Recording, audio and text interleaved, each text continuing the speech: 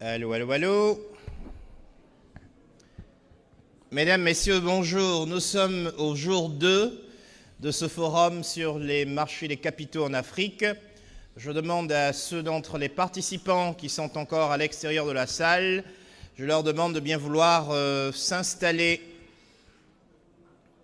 à l'intérieur pour commencer cette séance. Alors aujourd'hui, on aura une journée particulièrement intéressante. On parlera en fin de journée des produits dérivés.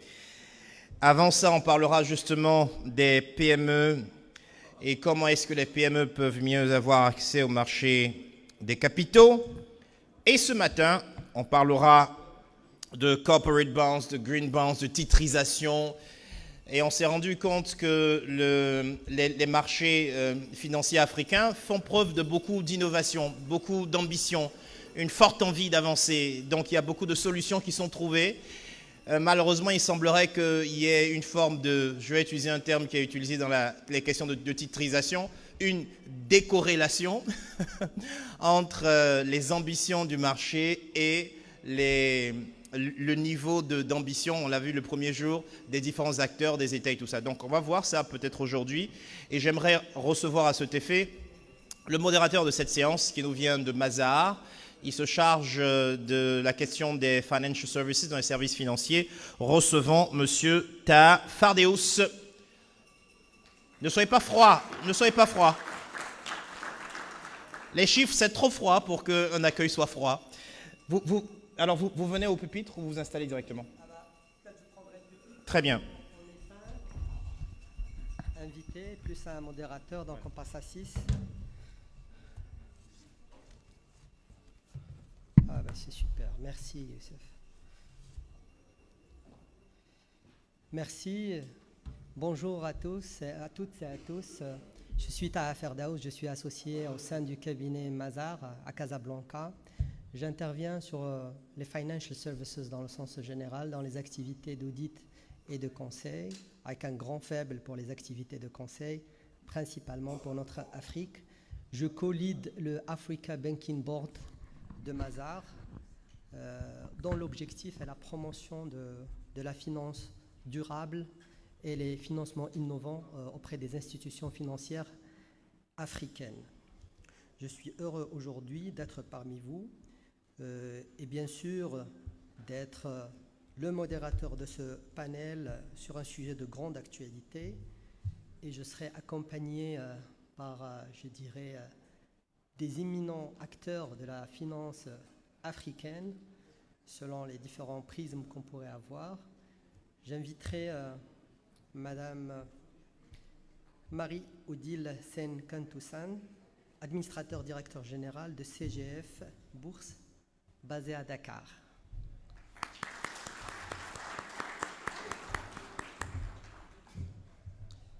J'invite aussi de Casablanca Madame Houda Chafil, directrice générale de Maghrib Titrisation.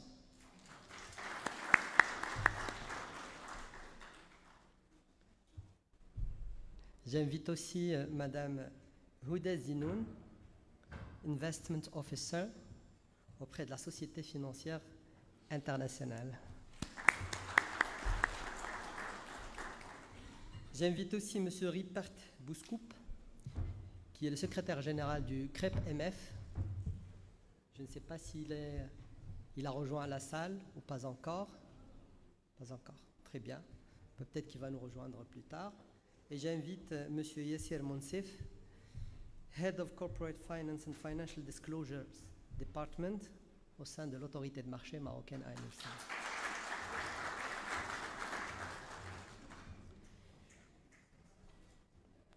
Alors notre sujet d'aujourd'hui concerne un sujet d'actualité qui est le sujet de la finance durable. On a eu à observer le développement de ce framework international sur la dernière décennie, avec un rythme mitigé entre les différents continents. Le continent africain étant un continent qui a des besoins de développement durable très importants, serait quelque part l'un des principales cibles de cette finance durable, mais malheureusement, quand on regarde les chiffres de l'inclusion de la finance durable au sein des marchés financiers, on est à un niveau qui n'est pas aujourd'hui à la hauteur des attentes.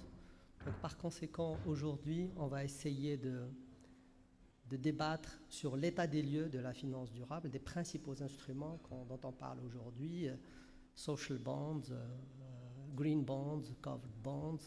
On parlera aussi d'un certain nombre d'instruments de finance, de la finance, on va dire entre guillemets innovants, pour nous dans le cadre du continent, mais peut-être à l'international, je les mets dans la catégorie Vanilla Product. Il s'agit de la titrisation. On a la chance aujourd'hui d'avoir une experte de la titrisation qui connaît le marché africain sur le bout des doigts.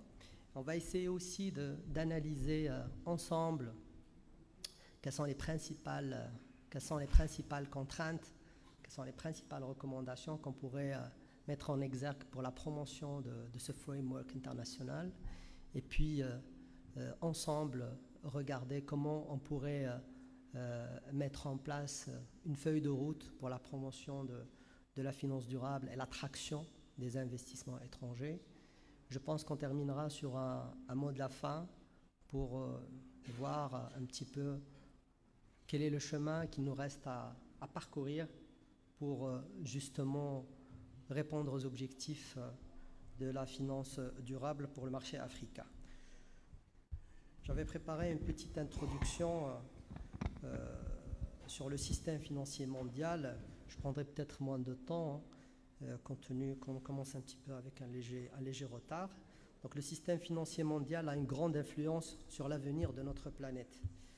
En orientant les flux financiers vers des activités de développement durable, le secteur financier dispose d'un potentiel conséquent pour rendre l'économie plus respectueuse de l'environnement et du climat.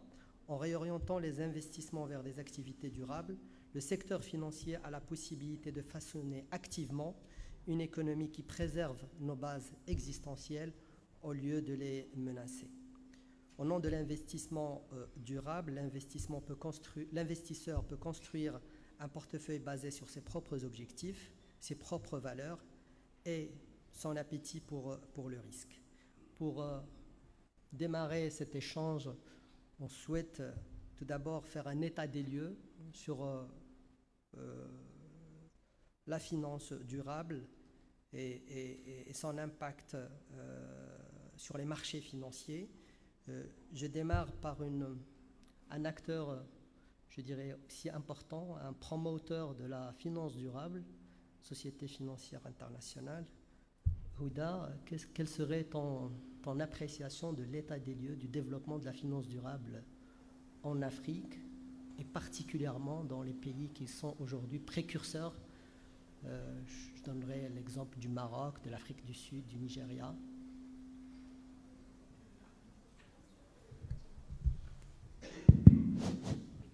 Alors déjà, bonjour à tous. Je remercie Taha de cette introduction et également les organisateurs de la conférence. Et je souhaite la bienvenue à tous les participants, surtout ceux qui viennent de l'étranger. Pas étrangers en Afrique, mais qui ont fait en tout cas l'effort de venir au Maroc aujourd'hui. Par souci de concision, j'aborderai le thème de la finance durable à travers le prisme des marchés de capitaux. Bien entendu, le thème est beaucoup plus large que les marchés de capitaux. Et à la SFI, c'est un thème qui est au cœur de notre mandat et qui est déployé à travers tous nos investissements et pas toujours par le biais des marchés de capitaux, malheureusement. Trois tendances que j'aimerais souligner sur les tendances mondiales de la finance durable. Tout d'abord, l'accélération de la tendance d'émissions sur les dernières années. Les volumes internationaux sont incroyables et en fait appuient la thèse qu'aujourd'hui la finance est durable, la finance est engagée et aussi se concentre sur des thèmes et des impacts qui nous tiennent tous à cœur. Par rapport à... J'ai le souvenir, la dernière fois que j'ai fait une présentation sur tout ce qui est obligations vertes, sociales et durables, que par souci de concision, je définirais d'obligations durables, c'était avec l'autorité des marchés marocaine ici même à Casa, quand nous avions lancé en 2017 et 2018 le cadre d'émission qui a été mis en place par l'autorité de marché. À l'époque, quand j'avais présenté le marché, de mémoire, les green bonds, les volumes annuels de green bonds, d'émissions green bonds se situaient dans les alentours de 100-130 milliards de dollars, bon an, mal an. Aujourd'hui, et j'ai ramené quelques données pour un peu mettre en place le landscape, comme on dit.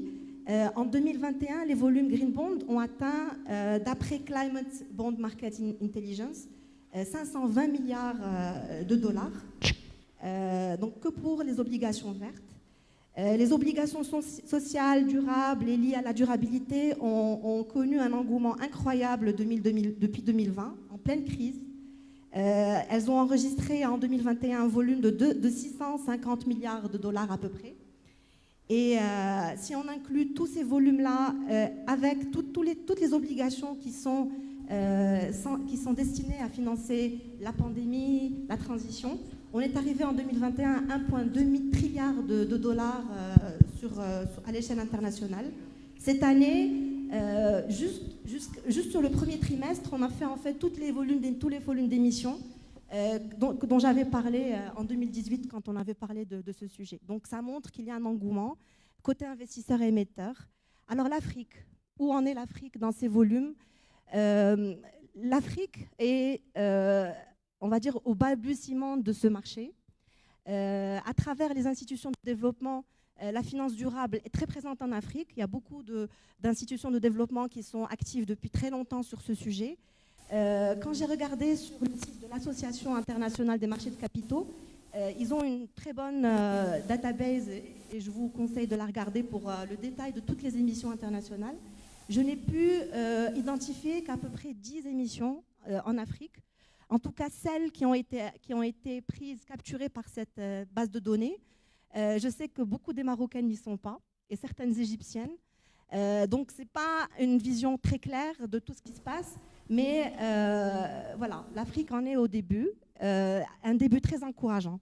Alors la deuxième tendance, très rapidement, c'est que à l'instar de tout ce qui se passe sur le marché de la dette obligataire au niveau à l'échelle mondiale, les émissions souveraines, les émissions des institutions de développement et du secteur financier sont prépondérantes, naturellement. Mais ce qui est très intéressant à noter, c'est que depuis les dernières années, on a noté une diversification du type d'émetteurs. Déjà, sur le souverain, on a vu qu'il y avait des municipalités, des collectivités territoriales qui ont commencé à s'intéresser à ce sujet en Afrique. Je fais référence, pour donner un exemple, à l'émission obligataire de la ville de Cape Town en Afrique du Sud. Des émissions donc diversifiées côté émetteur et de plus en plus sophistiquées à l'échelle internationale. On voit aujourd'hui que les structures sont de plus en plus adaptées aux besoins des émetteurs et de leur marché. Je ne veux pas enfoncer des portes ouvertes en disant que pas tous les pays sont censés avoir le même degré de développement sur ces marchés-là. Le marché est au service de son marché économique. Donc, selon les besoins d'un marché, le marché de capitaux sera plus ou moins développé et utilisera une palette d'outils qui sera adaptée à ce marché-là. Donc la diversification, par exemple, sur tout ce qui est climat, nous avons vu, en plus du vert, donc green bond, on a vu des blue bonds. On est récemment intervenu sur une émission bleue aux Philippines par une banque. Des émissions qui s'intéressent à la biodiversité. Je suis sûre que vous avez vu l'émission de la Banque mondiale qu'on appelle Rhino Bond en Afrique du Sud, qui est censée, qui va appuyer en fait la conservation de l'espèce. Je suis longue peut-être. Non, vous n'êtes pas longue, mais vous êtes pertinente dans vos propos. Je souhaiterais juste rappeler qu'aujourd'hui, la part de l'Afrique ne dépasse pas 1% Absolument. du volume international. Donc, on reste vraiment, dans la dernière statistique de 2019, on était à 0,5. Je ne pense pas qu'entre 2019 et aujourd'hui, on ait dépassé le cap de 1%. Donc, on est déjà à un niveau d'utilisation de ces outils très, très inférieur par rapport, on en parlera plus tard, des exigences qui nous attendent en matière de développement durable. Peut-être je passerai la main à Madame je sais que vous êtes très active sur le marché de la gestion d'actifs au Sénégal. mondiale et dans la zone UEMOA. Je sais que vous êtes aussi très active sur la promotion de la finance durable, avec pas mal d'expérience sur quelques initiatives intéressantes, notamment les municipalities bonds, le cas de Cape Town. Vous avez déjà eu une expérience en Afrique. Et vous êtes aussi active sur les financements innovants, notamment le Sukuk. Est-ce que vous pouvez nous brosser un petit peu votre lecture de l'état des lieux en Afrique, et particulièrement sur votre zone d'intervention? Merci beaucoup. Donc, bonjour à tous les participants. Nous sommes face aujourd'hui à une situation qui nous interpelle tous, sachant que pour pouvoir attirer assez de fonds étrangers et susciter beaucoup plus la mobilisation de l'épargne locale, nous sommes obligés d'innover. Nous sommes obligés de mettre en place des systèmes de financement qui puissent parler à un plus grand nombre. Aujourd'hui, l'aide publique au développement sera moins consistante dans les années à venir, compte tenu de toutes les crises successives que nous vivons aujourd'hui. Et il est plus important de pouvoir se mobiliser et de voir comment mettre en place des structurations qui nous permettent aujourd'hui de pouvoir tenir compte de la diversité des investisseurs et de toute la liquidité qui existe à travers le monde. Pour ce qui est des financements municipaux, depuis presque 10 ans, donc le régulateur a bien fait la distinction dans les textes d'appel public à l'épargne en ce qui concerne les émissions souveraines, les émissions corporate et une spécificité liée aux émissions municipales. Évidemment, nous avons pris le soin de faire une structuration pour la ville de Dakar, une structuration qui était un projet très, très innovant, en cela que ça avait réuni plusieurs acteurs, donc notamment la Banque mondiale qui nous avait accompagnés dans le cadre de la notation de l'émission. Nous avions eu aussi la fondation Bill et Melinda Gates qui nous avait accompagnés dans la prise en charge de tous les frais liés à la structuration de l'opération. Nous avions eu la garantie de l'USAID avec un taux très accessible, donc tous les acteurs se sont mobilisés parce qu'il s'agissait de projets qui impactaient directement la population. Ça, juste pour vous dire que quand l'idée est posée, nous avons tout l'écosystème qui se mobilise pour pouvoir atteindre les objectifs. Donc, cette première initiative avait obtenu l'agrément du régulateur et cela montre qu'aujourd'hui que les textes sont bien là et c'est possible de pouvoir avancer dans ce sens-là. On peut parler des émissions souveraines. Aujourd'hui, quand on regarde sur notre marché, sur les 5 dernières années, les émissions des États ont mobilisé plus de 80% des montants globaux. Est-ce qu'on doit continuer à tendre dans cette dynamique-là? Certes, nos États ont besoin de ressources, mais il faut également qu'on puisse aller vers d'autres types d'émetteurs. Donc, travailler sur les municipalités, c'est réellement travailler sur le développement à la source.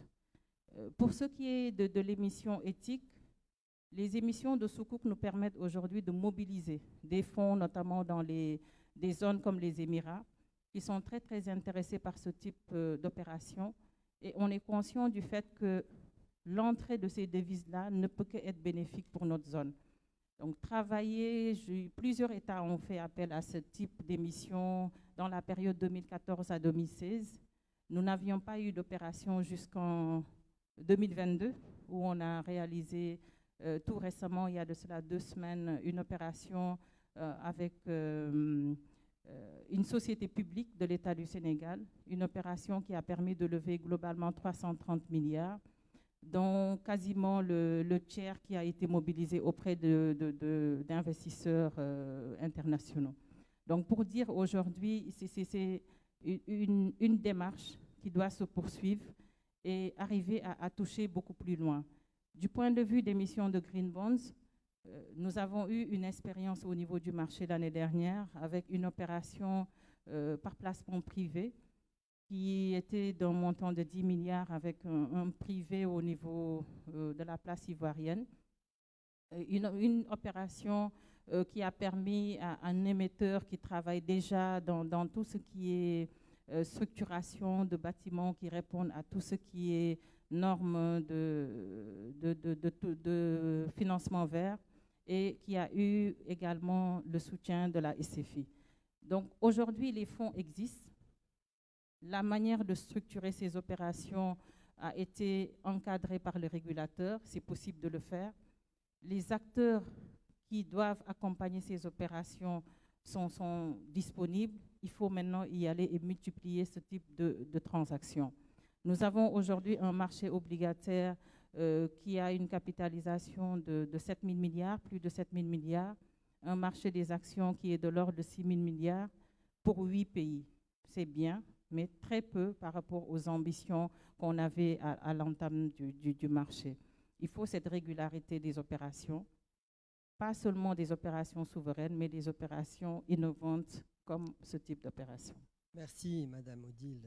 C'est clair qu'aujourd'hui, la zone a d'énormes besoins de développement durable, d'énormes besoins de financement de l'infrastructure. Les pouvoirs publics ont des ressources limitées et par conséquent, de diriger vers le marché international, de diriger vers la promotion de d'autres outils de financement avec un rendement certes. Il ne faut pas oublier que même si on parle de financement thématique, éthique, le rendement il est là, les règles, je dirais, et les fondamentaux financiers sont là, auxquels on rajoute aujourd'hui un certain nombre d'objectifs, je dirais, d'éthique et de développement, je dirais, durable. Alors, je me redirige vers Madame Roudia Chefil pour nous parler du marché de la titrisation. Je sais qu'aujourd'hui, la titrisation à l'international, c'est un produit qui est aujourd'hui incontournable dans les marchés financiers. Le développement au Maroc, dans un certain nombre de places financières africaines, il est amorcé. Dans d'autres places, il est peut-être assez balbutiement, peut-être qu'il n'existe pas aujourd'hui de cadre pour pouvoir le lancer et le promouvoir. Quelle lecture vous faites aujourd'hui du marché de la titrisation et de son développement en Afrique et dans les pays sur lesquels vous êtes dynamique aujourd'hui? Merci Tara, bonjour à l'audience et merci aux organisateurs d'avoir organisé cet événement autour des marchés de capitaux, combien nécessaire en ces temps de reprise des différentes économies après la crise sanitaire. Et puis l'importance aussi de renforcer encore davantage la désintermédiation bancaire et donner plus de place au marché de capitaux d'une manière générale. Donc, on a assisté hier à des débats très intéressants, justement orientés bourse. Aujourd'hui, on nous donne l'occasion de parler de d'autres volets des marchés de capitaux, à savoir la finance durable et puis la titrisation. Alors, en ce qui concerne la titrisation, pour faire un panorama, on va dire global sur les pays africains, déjà en termes de réglementation, c'est très disparate. En fait, c'est très disparate. Donc, quand on regarde déjà en Afrique du Nord, c'est disparate. Après, quand on compare à des zones comme la zone UEMOA, la zone CEMAC, l'Afrique du Sud, l'île Maurice, donc c'est vraiment des réglementations très disparates. Au Maroc, le Maroc a compris l'utilité de l'innovation en matière de titrisation, donc déjà avec l'adoption d'une première loi au début des années 2000, mais qui était très limitée aux créances hypothécaires. Après, il y a eu une vraie volonté politique d'aller vers l'élargissement, d'aller vers l'innovation et de faire de la titrisation un vrai financement structure au Maroc. D'où l'amendement de la loi en 2013 qui a permis un élargissement des actifs éligibles, un élargissement des établissements initiateurs, une ouverture vers l'international et une ouverture notamment plus particulièrement vers l'Afrique.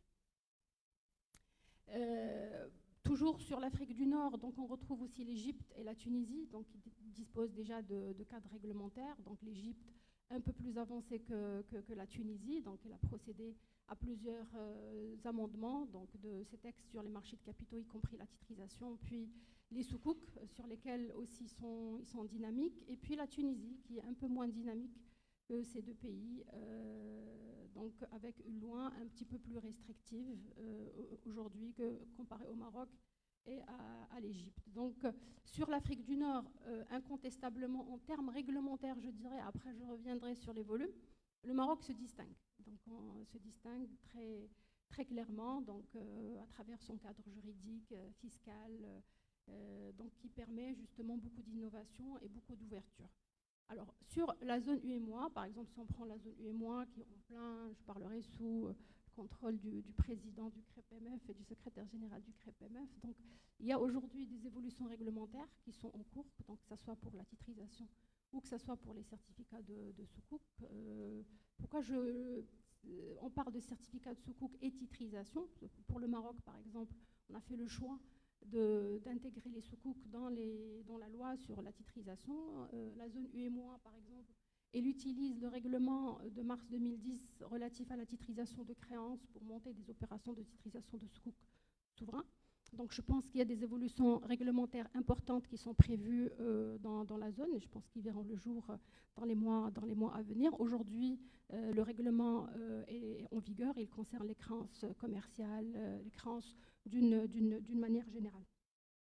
Alors sur la zone Afrique du Sud, sur le pays de l'Afrique du Sud, je pense que c'est le pays le plus développé en Afrique en matière de titrisation, puisqu'ils ont été pionniers dans la titrisation, puisque la première opération de titrisation en Afrique, elle a été faite en Afrique du Sud en, je pense, 1989, donc déjà très tôt.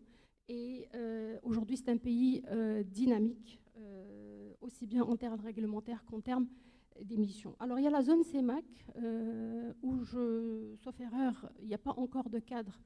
Je ne sais pas si les gens de la COSUMAF sont avec nous, mais en tout cas, il n'y a pas pour le moment de cadre légal, à ma connaissance, qui régit la titrisation. Donc, il y a eu des opérations, je vais en parler rapidement, qui ont été faites dans la zone, donc qui se sont inspirées de la réglementation de la zone UEMOA. Donc voilà, en ce qui concerne un peu l'état des lieux d'un point de vue réglementaire. Alors sur les îles Maurice, qui est une place financière quand même importante en Afrique, la titrisation, elle se base sur quelques articles du Code de commerce.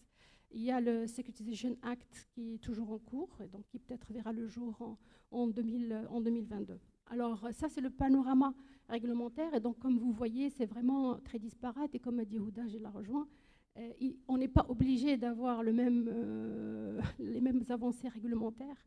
Quand je parle réglementaire, c'est juridique et fiscal, parce que la titrisation, c'est un tout, il faut toujours avoir cette vision de 360 degrés. On peut avoir une belle loi, mais très flexible, très innovante, mais si autour, donc il n'y a pas des mesures d'accompagnement nécessaires pour la faire développer, ben, elle restera. Donc c'est ce qu'a fait le Maroc, par exemple, quand il a amendé sa loi en 2013. Donc il y a eu quand même un accompagnement fiscal qui a été fait pour assurer une transparence de ce financement structurel. Alors en termes de réalisation, de volume, donc les volumes, malheureusement, il y a un cadre réglementaire, donc ce n'est pas la faute au cadre réglementaire. Les volumes quand même restent faibles. Donc en dehors de l'Afrique du Sud, de l'Égypte et du Maroc, de la zone UEMOA. Donc je vais commencer à donner quelques chiffres, par exemple, pour donner une idée à l'audience de quoi on parle. Parce qu'effectivement, quand on compare les volumes des titrisations en Afrique d'une manière générale, bon, c'est vraiment insignifiant par rapport au volume des titrisations à l'échelle européenne ou à l'échelle mondiale. Alors au Maroc, on a fait à peu près, depuis la mise en place de la première loi, donc il y a eu une trentaine d'émissions, une trentaine de fonds de titrisation, y compris le compartiment, pour un total de, en 10 ans, 28 milliards de dirhams, donc l'équivalent un peu de 2,8 milliards d'euros, donc avec une dynamique quand même assez intéressante en 2000. Alors sachant que quand on a commencé, donc on a commencé avec des faibles montants, donc le point d'inflexion c'était après l'amendement de la loi en 2013. Alors sur la période 2018-2022, donc il y a eu un total d'émission d'à peu près 1,2 milliard de dollars, donc dans 100 millions de dollars de certificats de sukuk. Donc le Maroc, malgré tout le dispositif et tout le corpus réglementaire qu'il a sur les certificats de sukuk, il n'est pas très dynamique sur ce volet-là, pour plusieurs raisons. Un, c'est qu'il n'y a qu'une catégorie de certificats de sukuk qui est opérationnelle aujourd'hui, en 2018, donc qui sukuk et ijara. Après, il y a toutes les autres catégories de certificats de sukuk qui nécessitent des arrêtés ministériels qui, j'espère, verront le jour cette année-là avec le développement de la finance participative. Comme vous savez, les banques participatives, donc les financements se développent, les compagnies Tekafoul qui voient le jour, etc. Donc la profession gère aujourd'hui un encours global de 1 milliard de dollars. Je donne les chiffres en dollars, en euros, comme ça l'audience, j'éviterai de donner les encours en monnaie locale. Alors pour la zone UEMOA, donc le total des émissions depuis 2010, donc la mise en place du règlement, il a totalisé 2,1 milliards d'euros, si je ne me trompe pas. Donc la première opération, ils ont commencé par les certificats de Sukuk, d'ailleurs sur ce volume-là. Ce qui est intéressant de noter, c'est que 72% des émissions dans le cadre de la titrisation ont été faites sous forme de certificats de Sukuk souverain. Donc il y a quand même, je les félicite pour ça, je félicite la zone pour ça, parce que quand même les 5 pays sur 8 ont fait des opérations d'émission de certificats de Sukuk et qui ont constitué quand même la majorité des émissions en termes de titrisation. Après l'Égypte qui reste très dynamique avec un volume d'émissions de 3,5 milliards de dollars sur 2018-2022. L'Afrique du Sud, qui est la plus dynamique, donc dont la plupart des émissions elles se sont faites sur la base de titrisation de crédit hypothécaire, dont on est sur une moyenne annuelle depuis 2013 de 600 à 700 millions de dollars. Quand même, donc ils sont très dynamiques. Après, il y a la zone CEMAC qui s'intéresse de plus en plus à la titrisation. Donc on l'a remarqué sur les 2-3 dernières années, malgré l'inexistence d'un cadre spécifique qui est en cours. Donc ils ont réalisé quelque chose comme 230 ou 240 millions d'euros d'émissions, donc surtout par l'État du Gabon, la République centrafricaine et récemment le Cameroun, donc pour la titrisation des créances sur l'État. Donc voilà un panorama. Je dirais le cadre réglementaire existe. Les volumes, ils doivent suivre. Je pense qu'ils devront suivre vu les besoins du continent, vu les challenges, vu les niveaux d'investissement affichés. En tout cas au Maroc, donc un marché que je maîtrise plus. Donc je pense qu'on est sur une bonne tendance. C'est vrai, on est en évolution. C'est des évolutions quand même qui restent en dessous des besoins réels, et je pense que dans la suite du panel, on parlera de quelques axes et quelques leviers pour dynamiser encore plus ce marché. Merci Ouda. Moi, en tant qu'observateur du marché financier marocain, je peux témoigner qu'aujourd'hui il y a une réelle dynamique sur le plan du compartiment de la titrisation. Je sais que le cadre réglementaire aujourd'hui couvre les principaux besoins, je dirais, qui pourraient concerner le référentiel. Je sais qu'il y a une grande dynamique dans l'ingénierie des produits. J'ai suivi un certain nombre d'opérations que vous avez réalisées, des titrisations synthétiques, des opérations sur lesquelles on a des sous-jacents en devises, quand même des opérations assez innovantes. Et je pense qu'on n'a pas d'ingénierie, on n'a pas de panoplie de produits qu'on pourrait apporter. Il y a un manque de volonté, il y a un manque d'appétit pour aller explorer la titrisation d'une autre manière et aller enclencher la transformation qu'on attend tous à travers l'introduction de la titrisation. On a la chance d'avoir monsieur Pert et monsieur Crêpe-Elef et monsieur Essir de l'AMC. Donc c'est intéressant d'avoir le point de vue des régulateurs sur l'évolution de la finance durable et quel rôle ils pourraient jouer pour la promotion de ces instruments. Je commencerai par notre hôte, je commencerai par notre invité du CREP-MF, M. Rupert. Est-ce que vous pourriez un petit peu nous présenter quels sont aujourd'hui les projets qui sont lancés au niveau des régulateurs pour justement promouvoir la finance durable, les produits de finances thématiques et éthiques au niveau de votre zone, mais aussi des zones limitrophes à la zone du CREP-MF. Merci, bonjour à tous. Alors, je voulais déjà indiquer que, en tout cas au niveau du Conseil régional, nous avons décliné un projet stratégique, un plan stratégique sur la période 2020-2024 qui met l'accent clairement sur les innovations. les innovations à travers le développement des instruments financiers. Alors, en ce qui concerne la finance durable, de façon spécifique, notre vision elle est claire. Il s'agit pour nous de bâtir une industrie solide de la finance durable et donc très tôt, dès mars 2020, en pleine crise de Covid, nous avons édicté, justement avec l'appui de la SFI et de la Banque mondiale, une circulaire sur l'émission des obligations vertes, sociales et durables. Et aujourd'hui, nous avons déjà expérimenté 2 émissions du secteur privé.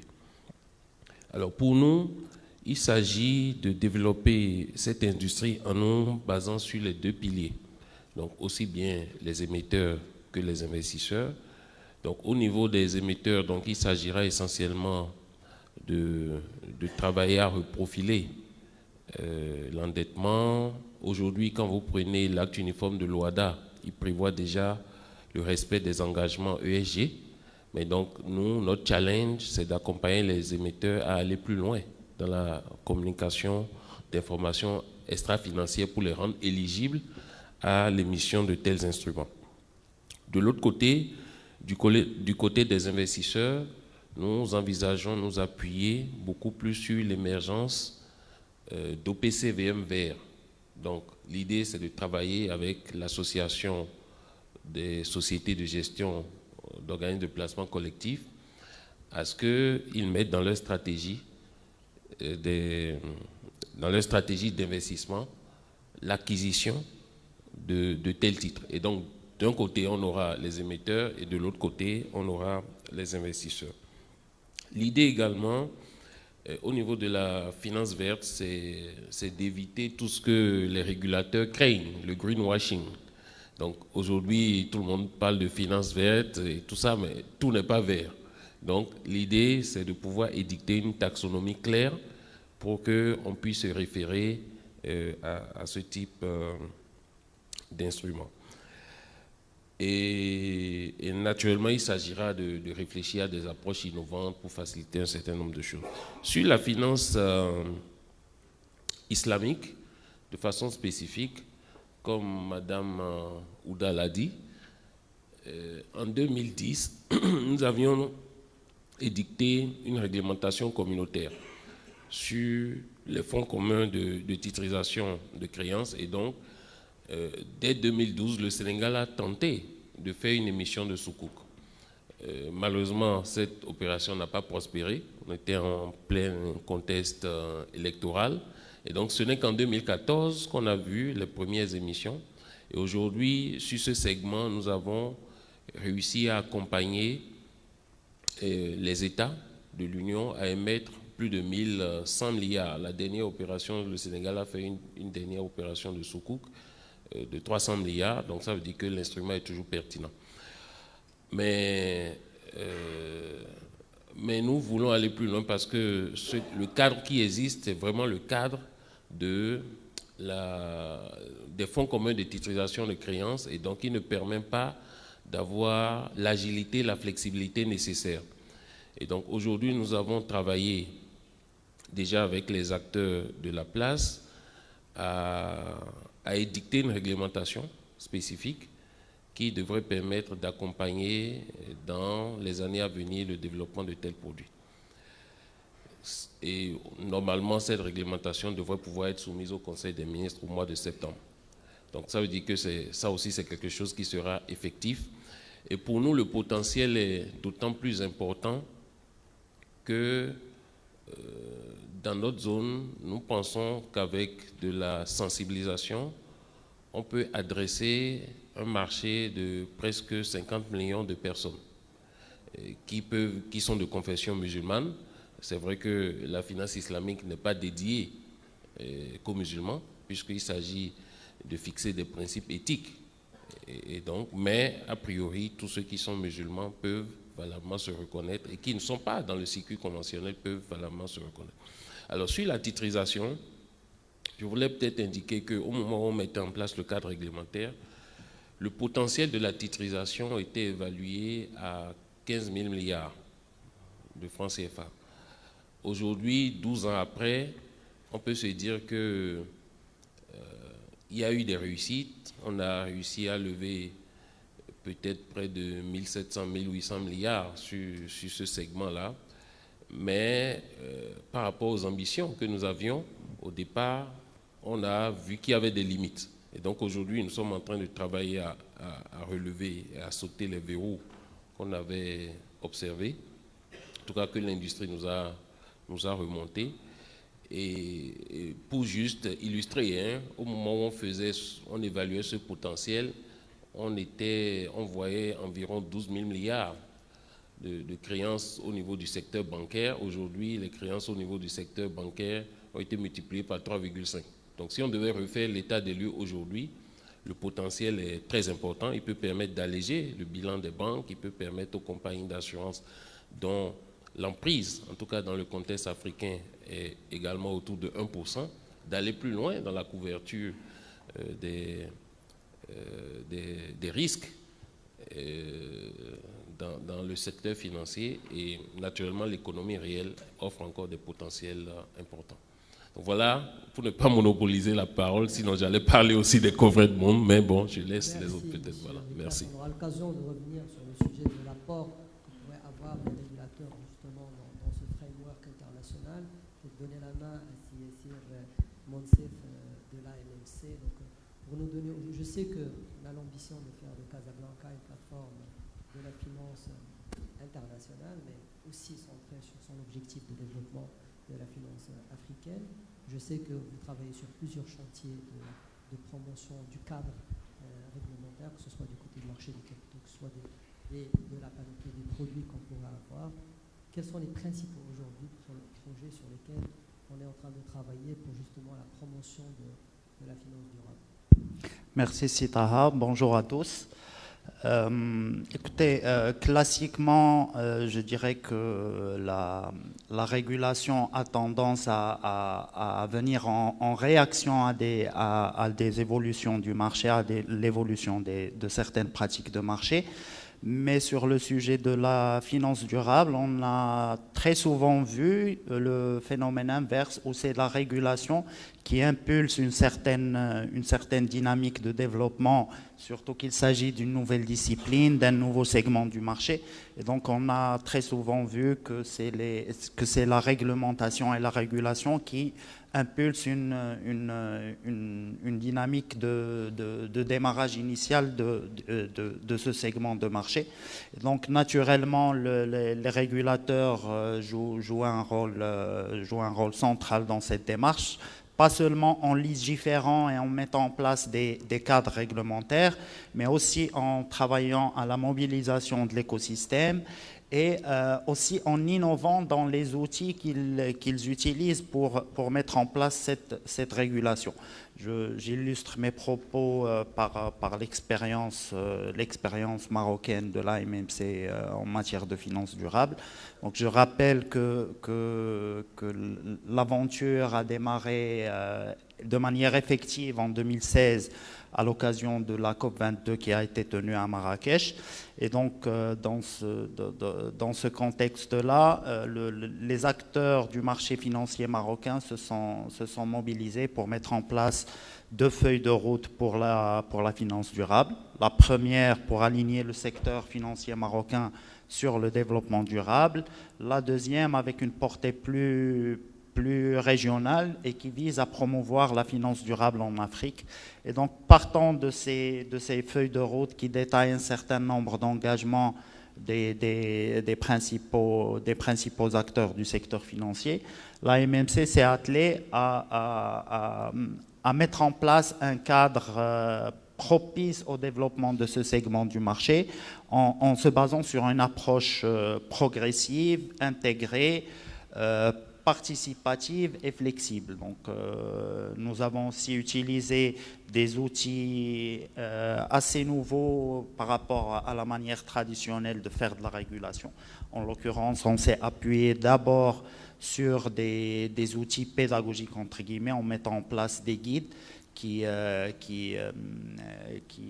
sensibilisent le public et les opérateurs sur l'importance de la finance durable, sur son apport, mais aussi qui mettent des règles pratiques, des règles de base pour que ce genre de transactions durables puisse être réalisé dans des conditions sécurisées et crédibles, ce qui est susceptible de garantir un développement sécurisé de ce segment du marché.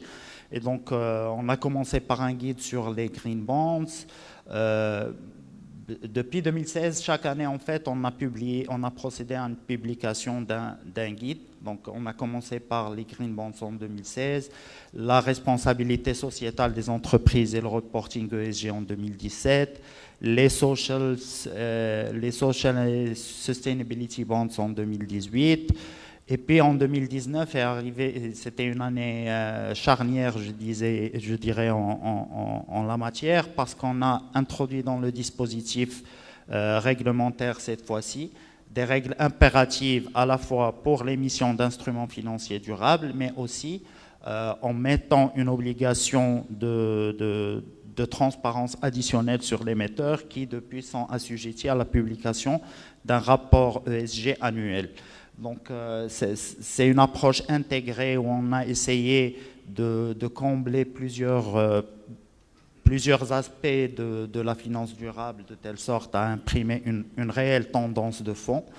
Il faut aussi reconnaître qu'on a bénéficié au Maroc d'un contexte très favorable, que ce soit un contexte international qui a connu l'émergence de ces sujets, un gain d'intérêt sur les sujets du développement durable, mais aussi un contexte national très favorable, puisque le Maroc a adopté le développement durable en tant qu'orientation de fond, qui est même consacré au niveau du texte suprême de la nation, à savoir la Constitution, mais aussi décliné dans un certain nombre de stratégies sectorielles. Et puis, comme vous le savez, le nouveau modèle de développement du Royaume adopté en 2021, aussi bien que le plan de relance économique, font de la durabilité un pilier très important de la croissance future et du développement du Royaume. Donc, on est parfaitement aligné sur cette tendance et on en a profité pour développer un cadre qui, j'estime aujourd'hui, qu'il est assez complet, notamment par rapport à la partie offre d'instruments sur le marché, donc un cadre assez complet par rapport aux émissions d'instruments financiers durables, mais aussi par rapport à la transparence sur les aspects ESG. Bien sûr, il reste du travail pour combler d'autres segments, peut-être qu'on pourra y revenir un peu plus tard. Merci Yassir. En septembre 2015, les Nations Unies ont adopté le programme de développement durable. C'était intéressant de voir qu'à l'échelle internationale et mondiale, on a pu identifier les principaux objectifs de développement durable en nombre de 17 objectifs et qui sont le framework de base pour le développement de la finance durable. Une étude a récemment relevé que le besoin en financement en Afrique pour pouvoir réaliser les objectifs de l'agenda 2030 sont de 1,2 trillion de dollars. C'est l'équivalent de 15 points de PIB africain. Donc c'est des besoins énormes en financement. Je sais qu'aujourd'hui, les principales banques de développement international, les principaux investisseurs aujourd'hui engagés sont prêts à mobiliser des fonds significatifs dans ce marché-là. Je sais que le besoin de développement durable, il est là. Nous avons 600 millions d'habitants en Afrique qui n'ont pas accès à l'électricité. Nous avons des besoins en infrastructure, des besoins en accès à l'eau potable, des besoins sanitaires, les besoins d'éducation.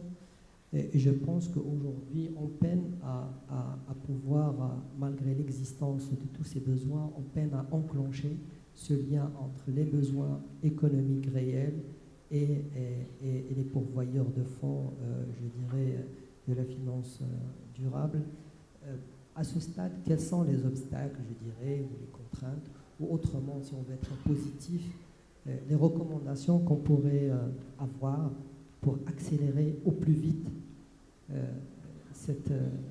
cette marche de la finance durable, accélérer son rythme en Afrique parce que nos besoins sont nettement supérieurs aux autres continents. Je sais que Huda, tu travailles sur ce sujet et je sais que tu as une vision, je dirais, sur l'Afrique, sur les besoins. Tu as participé à plusieurs opérations et tu pourras nous donner en tant que investment manager ta vue sur ce dont a besoin l'Afrique aujourd'hui, que ce soit sur le plan de l'investissement, des opportunités d'investissement, que ce soit sur le plan réglementaire. Quels sont les principaux besoins qu'on pourrait avoir et sur lesquels on doit travailler rapidement pour enclencher ce processus de développement de la finance durable? Merci Taha. Alors, comme vous l'avez souligné, les besoins sont là, ils existent. Ils sont plus ou moins clairs selon la connaissance du secteur privé des besoins d'une économie particulière. Pour être concise, je dirais que les contraintes que nous rencontrons au développement des obligations, enfin des émissions obligataires durables sont doubles. Elles cumulent les contraintes qui sont propres au développement du marché de la dette privée en Afrique, en plus de toutes les actions supplémentaires qui sont nécessaires pour mettre en place et émettre des obligations crédibles et qui répondent aux meilleures pratiques en la matière.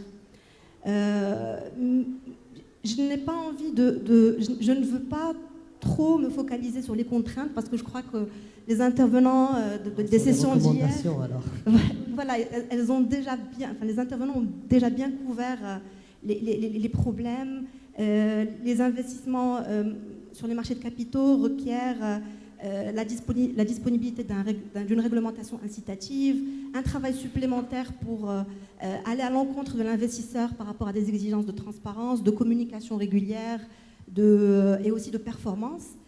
Donc, je ne m'attarde pas sur les contraintes. Par rapport aux recommandations, aujourd'hui à la SFI, nous sommes très confiants sur le développement de la finance durable et sa contribution justement à dynamiser les marchés de capitaux. Aujourd'hui, lors de nos discussions avec nos partenaires dans chaque pays, nous voyons vraiment une réelle prise de conscience et les économies africaines sont intéressantes parce que les besoins sont énormes. Donc c'est très facile pour une organisation de dire, par exemple pour une banque, l'inclusion financière, oui. C'est un sujet qui est maintenant galvaudé, je dirais. Mais aujourd'hui, parlons plus précisément de l'inclusion des femmes entrepreneurs, de l'inclusion des jeunes, du financement des étudiants, etc. Et ce type de réflexion en profondeur, de manière granulaire, est permis et favorisé quand on rentre dans le mindset de réfléchir à une émission durable. On est confiant aussi parce que les régulateurs, comme l'a dit Yassir, ont vraiment pris le sujet à bras-le-corps. Ils ont été pionniers et je remercie d'ailleurs et les équipes de la MMC, la BRVM, la Bourse de Casablanca, le CREPMF, avec lesquels j'ai eu personnellement une expérience très positive et où en fait on était vraiment ensemble à inciter le secteur à brainstormer des idées et à amener du papier aux investisseurs. Aujourd'hui, amener des papiers aux investisseurs est une nécessité. Il en va de la bonne santé de nos retraites, de notre épargne. Et la finance durable requiert des financements long terme en général, parce qu'ils s'inscrivent justement dans le long terme, dans la durabilité. Et il y a aujourd'hui des investisseurs qui n'attendent que ça. Et on en a parlé ce matin, la plupart des investisseurs en Afrique sont sous-investis. On a des économies qui ont une capacité de collecte d'épargne très intéressante, mais qui n'est pas déployée. Donc, recommandation numéro 1, je dirais, c'est l'approche écosystème qui a été mentionnée hier et qui a été promue par les régulateurs. Il ne suffit pas d'avoir une réglementation, il faut avoir une réglementation, un cadre incitatif et aussi des émetteurs qui veulent bien se plonger dans la marmite, je dirais. Monsieur Tarek Tsenhaji hier a mentionné que pour les introductions en bourse, il n'y a rien de mieux que de ramener une PME ou un corporate qui vient de s'introduire et le faire parler sur son projet, ce que ça lui a apporté, etc. Donc ça, c'est une recommandation forte pour les obligations durables également. Il n'y a rien de mieux que de parler d'un gender bond en Tanzanie ou de ce qu'ont fait les banques marocaines, les promoteurs immobiliers pour le financement, par exemple, du logement social vert au Maroc. Et j'en passe, des innovations qui sont très intéressantes. Deux points très importants pour moi. Les acteurs les plus sophistiqués, les plus avancés, c'est ma recommandation claire numéro 2, qui sont les banques, les souverains, ont un rôle à jouer. Aujourd'hui, dans les associations internationales qui font la promotion de ce type d'instruments, au niveau de leur board, de leurs assemblées, ce sont les acteurs qui ont été les premiers à émettre, qui siègent aujourd'hui et qui mettent en place tous ces cadres. Donc le rôle des intermédiaires bancaires, des intermédiaires financiers et des banques est très important. C'est eux qui ont une vision de premier plan sur les besoins de l'économie et qui peuvent encourager les émissions. Et aussi, pour eux, le business case n'est plus à démontrer. Aujourd'hui, les revenus des banques d'investissement internationales qui viennent des activités conseil par rapport à ce type d'émissions sont importants. Donc, appel à tous les intermédiaires financiers de la salle. C'est très important, quand un émetteur vient vous parler d'une potentielle émission, d'explorer justement avec lui le potentiel de la rendre durable. Puis une dernière recommandation, c'est le mindset. On en parlait en préparant le panel. C'est très important de voir que quand un émetteur s'embarque dans une aventure d'émission durable, les conversations en fait, qui sont engagées en interne pour mettre en place ce type de projet sont très intéressantes. Et elles participent à la stratégie long terme, à la vision, et aussi elle permet d'impliquer toutes les équipes clés d'une institution. Je finis par un exemple très intéressant et personnel. Aujourd'hui, en plein marasme économique au Liban, nous sommes en train de travailler avec un partenaire qui nous dit « c'est au moment de cette crise que je veux mettre en place un programme vert, des normes de reporting ESG, etc. » Donc première réaction, pourquoi vous avez tellement de choses à faire par ailleurs sur voilà, la gestion même du day-to-day. Et la réponse que j'ai vraiment appréciée était que non seulement c'est un projet, c'est en temps de crise qu'on se positionne pour l'avenir et qu'il ne faut pas rater le coche des tendances internationales. Et on parlera par la suite de l'attractivité internationale que ce genre d'instrument permet. Mais c'est aussi pour embarquer les collaborateurs dans des discussions dynamisantes, positives, de durabilité. Et au Liban, je peux vous assurer qu'aujourd'hui, la situation est très difficile.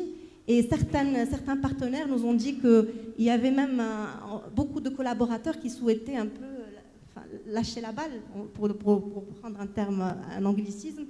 Et c'est grâce à ces discussions sur le vert, sur comment est-ce qu'on va donner accès à la femme entrepreneur, à plus de financement, etc., que les collaborateurs ont pu adhérer à des projets qui tombaient en pleine crise et qui n'étaient pas ceux que cette banque espérait nécessairement faire à cette année-là de la crise. À toi. Tu as parfaitement raison. On ne peut pas concevoir le changement et la transformation sans mettre en exergue le mindset, la direction sur laquelle on pourrait mettre les orientations et les convictions des porteurs de projets et des investisseurs. Donc, je vais peut-être revenir à Houda sur le sujet de la titrisation. Est-ce que la tâche elle est moins compliquée que le cas de la finance durable à partir du moment où on peut dire que la titrisation aujourd'hui, je dirais quand on parle aux financiers, c'est quelque chose d'évident aujourd'hui. Donc c'est vrai qu'on n'arrive pas à décoller et à atteindre les tailles de marché qu'on souhaite avoir. Le mindset peut-être, est-ce que c'est aussi un sujet de mindset sur la titrisation?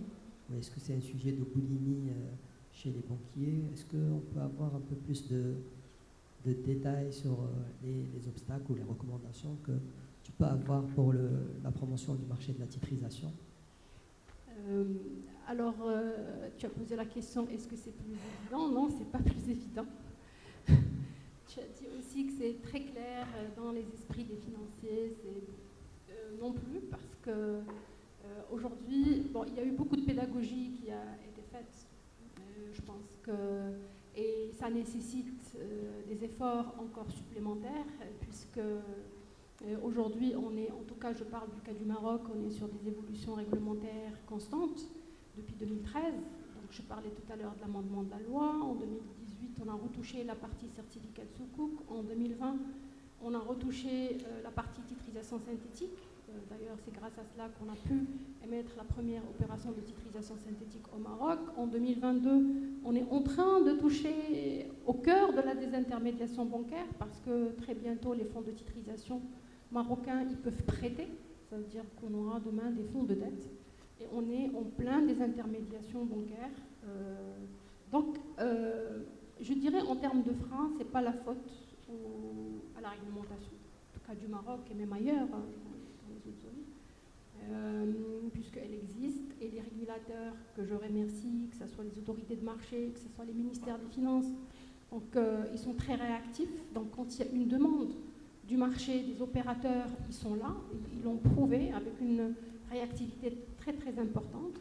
Ce n'est pas la faute à l'innovation, parce que quand même en Afrique, on a réussi à monter des opérations structurées, d'envergure, donc voilà, à l'image de ce qui se passe et aux meilleurs standards internationaux, donc que ce soit au Maroc, que ce soit en Afrique d'une manière générale. Donc on a réussi dans la zone UEMOA à titriser des loyers futurs, pas que les créances, les sous-coucs, les créances sur l'État, au Maroc les actifs immobiliers, bon on a tout fait. Donc, mais les volumes justement n'arrivent pas à décoller. Bon, reconnaissons d'abord qu'il y a eu une évolution, donc il ne faut pas dresser un tableau tout à fait noir. Il y a des évolutions, mais on n'est pas au même rythme d'évolution des autres segments des marchés de capitaux, en tout cas en parlant de la titrisation. Donc bien sûr, il y a parmi les recommandations, c'est le changement de mindset. Je pense que à travers mon expérience, mon humble expérience sur ce domaine-là, donc j'ai remarqué déjà un changement au niveau de tout l'écosystème, parce que sur la titrisation, il n'y a pas un sujet uniquement de demande, c'est-à-dire des demandes de la part des investisseurs pour du papier titrisation, mais il y a aussi un sujet en termes d'offres. Donc il faut qu'on arrive à aligner à un moment donné la demande et l'offre pour dire est-ce qu'on a une offre qui répond correctement à la demande. Donc il y a cette histoire de mindset, de pédagogie, et puis un effet aussi stratégique. Les panélistes, les intervenants d'hier ont longuement parlé pendant la matinée pour dire qu'aujourd'hui, les marchés de capitaux, d'une manière générale, la titrisation en fait partie. Pour que ça puisse décoller correctement, il faut que ça soit mis au cœur des stratégies nationales africaines, et puis on crée définitivement la désintermédiation et reconnaître que les marchés de capitaux ont un rôle à jouer. Moi, je suis convaincue que les marchés de capitaux ont un rôle à jouer. Aujourd'hui, les années à venir, plus que le passé, vu les défis qui attendent notre continent. Comme quatrième recommandation, donc je recommanderais peut-être qu'il y ait des locomotives. Houda, elle en a parlé, on l'a vu, que ce soit au Maroc ou dans les autres pays, quand il y a l'État, les établissements publics, les banques, donc qui vont vers ces marchés-là, qui vont vers ces outils-là de développement, de financement durable, parce que la titrisation fait partie du financement durable, parce que justement, elle n'est pas forcément de l'endettement pour les entreprises. Donc on est en train d'assurer une durabilité financière des entreprises. Une banque qui allège son bilan et réutilise dans de nouveaux crédits, c'est de la durabilité. Je n'aggrave pas mon endettement, et c'est pareil aussi pour l'État, c'est pareil aussi pour les entreprises. Donc on est dans la durabilité.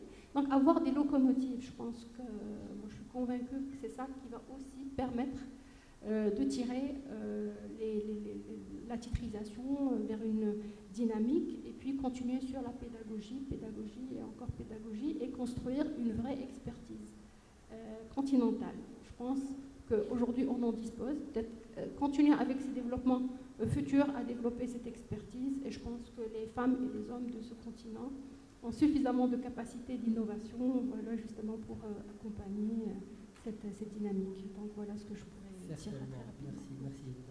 Je souhaite les besoins de financement des collectivités locales, des municipalités, des communes sont très conséquentes, sont importantes. Chaque fois qu'on voyage, que ce soit au Maroc, que ce soit au niveau des différentes capitales africaines, on remarque et on voit clair le besoin d'équipement et de financement des communes. Au Maroc, on a un modèle de financement qui reste bancaire, l'ouverture vers d'autres modèles de financement, d'autres outils de financement des municipalités n'est pas aujourd'hui je dirais, à l'ordre du jour. Je souhaite revenir sur l'expérience avec Madame Marie-Odile, l'expérience que vous avez eue en matière d'émission d'un fonds municipal. Qu'est-ce qui a manqué pour réussir à aller jusqu'au bout de cette émission? Donc, si tu le sens pour les prochaines émissions, que ce soit chez vous à Dakar, que ce soit ailleurs. Tout à fait. Donc, je pense que pour les émissions municipales, il y a un point essentiel qu'il faut mettre en exergue, c'est que toutes les municipalités ne peuvent pas accéder au marché financier. Il faut d'abord partir de l'organisation de la municipalité, son degré d'autonomie, ses ressources, ses projets, et également le lien aujourd'hui qui est avec l'État, une autorité essentielle. Aujourd'hui, dans les textes du Conseil régional en l'état actuel, il faut déjà 2 avis de non-conformité. Un avis de non-conformité qui vient des 2 ministères de tutelle, le ministère des Finances et le ministère des collectivités locales. On a un point essentiel aussi dans nos différents pays, c'est qu'il y a des municipalités qui ne sont pas forcément pilotées par des personnes qui appartiennent à la même mouvance politique que l'État, et ça c'est important de souligner, ça peut être un frein. À notre niveau, c'était plutôt un changement de texte, parce qu'au moment où nous apprêtions à lancer l'opération, de nouveaux textes sont sortis au Sénégal, amenant à différencier la manière de collecter les recettes municipales. Et ce texte a bien montré qu'une bonne partie des recettes devait aller directement au trésor et non être constatées dans les recettes de la municipalité, ce qui ne permettait plus de rendre viable le service de la dette. Donc il fallait s'arrêter et voir avec tous les acteurs qui étaient impliqués, la Banque mondiale, la Fondation Bill Gates, l'USAID, et voir comment faire avancer les choses.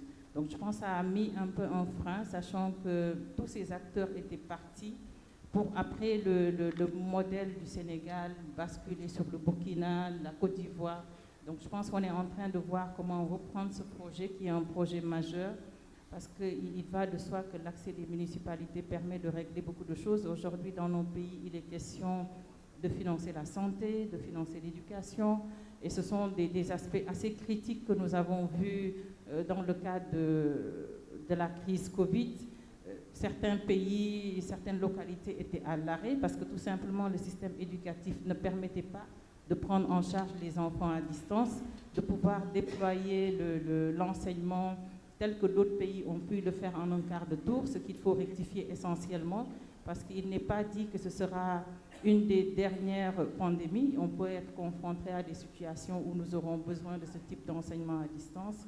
Du point de vue de la santé aussi, nous avons vécu de longs mois où il fallait fonctionner de manière endogène et nous n'avons pas pu nous en sortir de manière équitable, en tout cas à travers le monde. Donc ce qui montre que c'est essentiel. Nos pays aussi sont dans une démarche de mix énergétique, ce qui montre réellement aujourd'hui, ce n'est pas les sujets qui manquent. Ouda a parlé tout à l'heure de notre capacité à inclure ce type de sujet lorsque les émetteurs viennent nous voir. Je vous rassure, tous les intermédiaires font l'effort d'aller voir les émetteurs. Maintenant, le sujet principal qui se pose, est-ce que tous ces acteurs-là mettent au cœur de leur démarche la nécessité de mise à niveau des compétences? C'est de nouveaux sujets dans notre zone, des sujets qui nécessitent des compétences avérées, et il faut aller continuer à former les équipes, les amener à avoir le bon discours, à comprendre ces structurations financières qui parfois sont assez complexes. Ne serait-ce que pour l'exemple, nous cette année on a reçu de gros fonds d'une ONG qui nous a exigé dans les critères de gestion d'appliquer les critères ESG.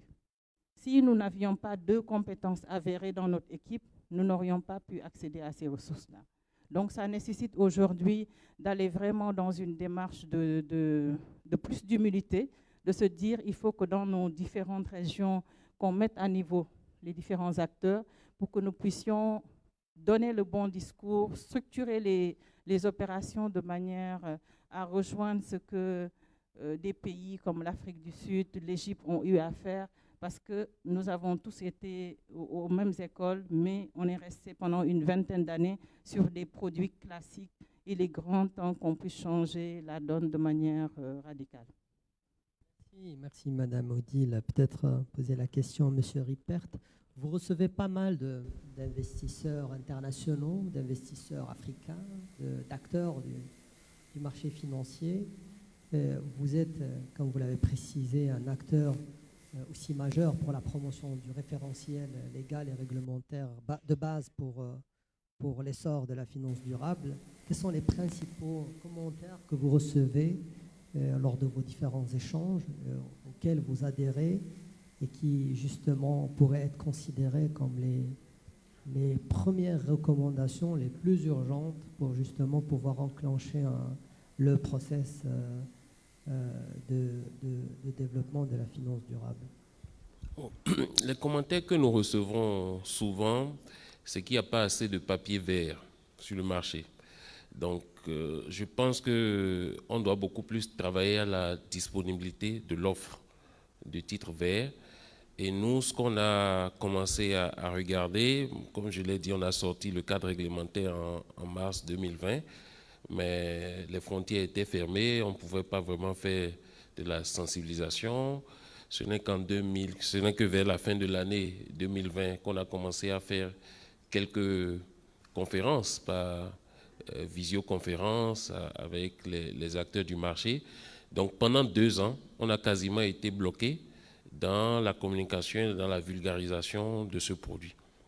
Alors ce que nous avons fait, nous avons pris attache avec tous les ministères des Finances. Nous avons déjà sensibilisé les ministres lors des réunions officielles. Et ce que nous avons fait, nous sommes en train d'évaluer le pipeline de projets au niveau des États, projets susceptibles d'être convergents vers les ODD. Et une fois que nous aurons recensé ce pipeline de projets, nous allons probablement édicter la taxonomie pour être sûr que ces projets-là, ils répondent vraiment à nos objectifs. Ensuite, nous allons regarder avec les États quels sont les modes de financement qui sont envisagés et regarder si ces modes de financement sont susceptibles d'être repris par le marché financier. Si un État a, par exemple, envisagé de faire un PPP, on va regarder quel est le délai, est-ce qu'on ne peut pas aller plus vite, est-ce qu'on ne peut pas... Voilà. Donc, on va être une force de proposition pour les États, naturellement en concertation avec les acteurs, puisque nous, on est régulateurs. Et pour le secteur privé, ce que nous avons fait, nous avons édicté de nouvelles normes prudentielles en 2021. Et dans ces normes prudentielles, nous avons exigé que les sociétés de gestion et d'intermédiation consacrent 5% de leur chiffre d'affaires hors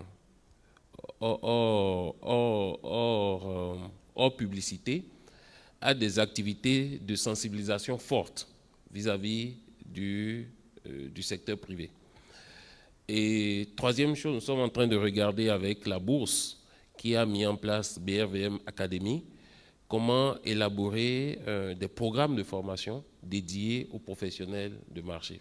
Maintenant, avec les partenaires techniques et financiers tels que la Banque mondiale et le SFI et la SFI, c'est de voir comment on peut avoir des actions de communication beaucoup plus impactantes dans le marché. Donc voilà un peu les commentaires et ce que nous sommes en train de faire pour répondre à ces commentaires-là.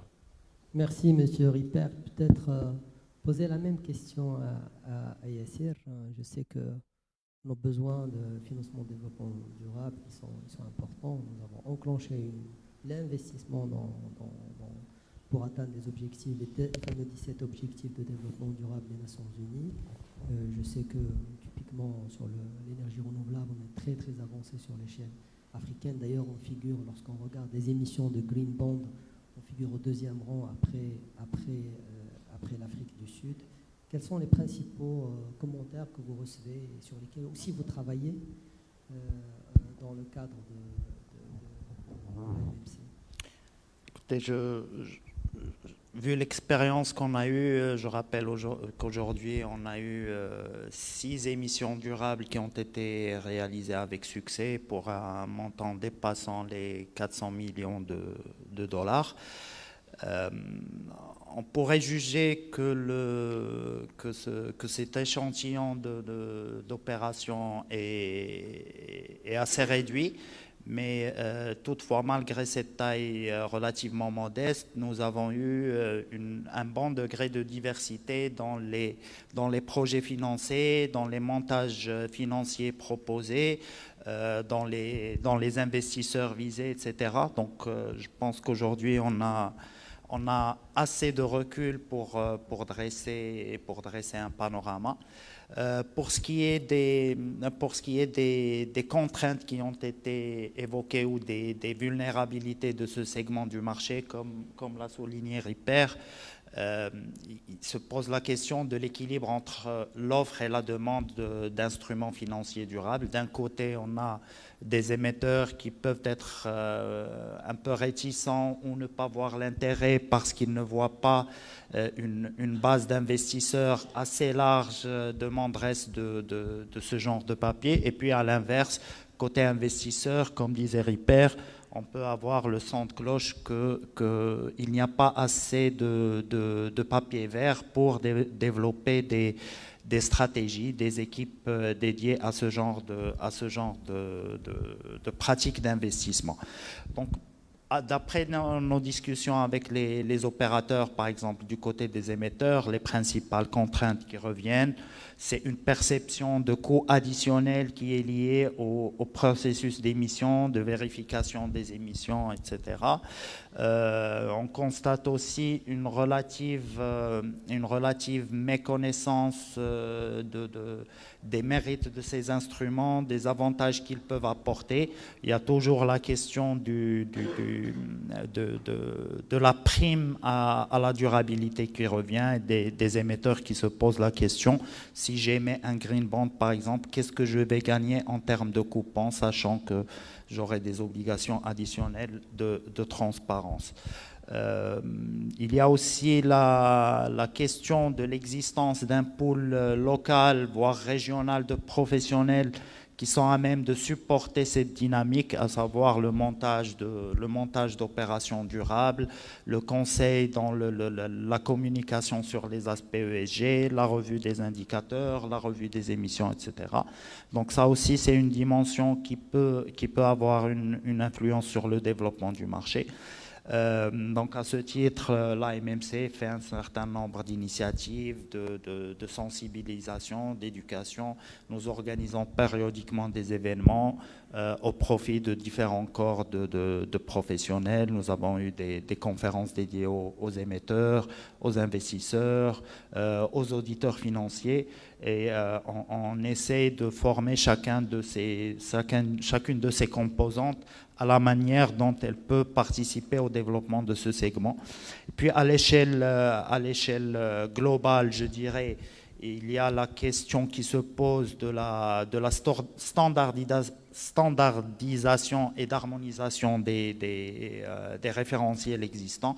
Aujourd'hui, il y a une pléthore de référentiels qui existent à la fois pour les instruments de finance durable, pour le reporting ESG par exemple, et il y a un travail de fond qui est mené à l'échelle internationale, notamment avec l'implication de l'OICV, l'Organisation internationale des régulateurs, le IFRS Foundation qui est en train de développer un référentiel unifié et universel de reporting ESG. Donc on prend aussi part activement à ces travaux. Je reviens à souligner ce que disait Ouda, c'est que ces difficultés sur le segment de la finance durable se rajoutent aux difficultés, aux fragilités du marché des capitaux africains ou marocains de manière générale.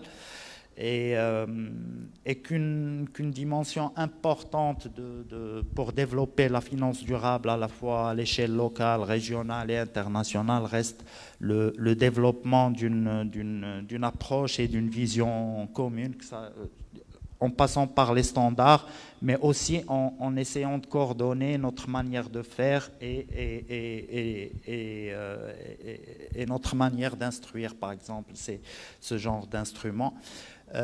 Pour ce faire, le peer-to-peer learning est un outil très très important.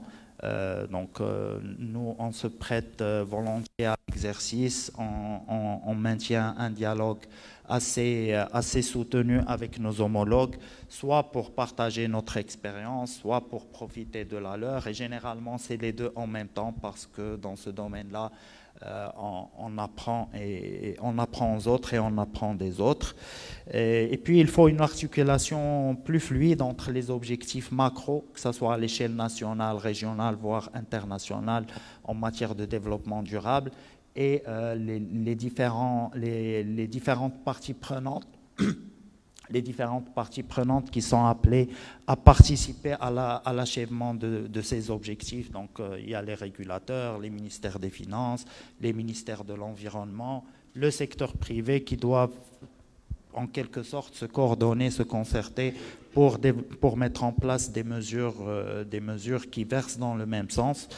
Je ressouligne encore une fois, comme disait Houda, le rôle des banques qui, particulièrement dans les pays émergents et les pays africains, je pense qu'il n'y a pas un manque de pipeline et de projets qui se prêtent à des financements durables.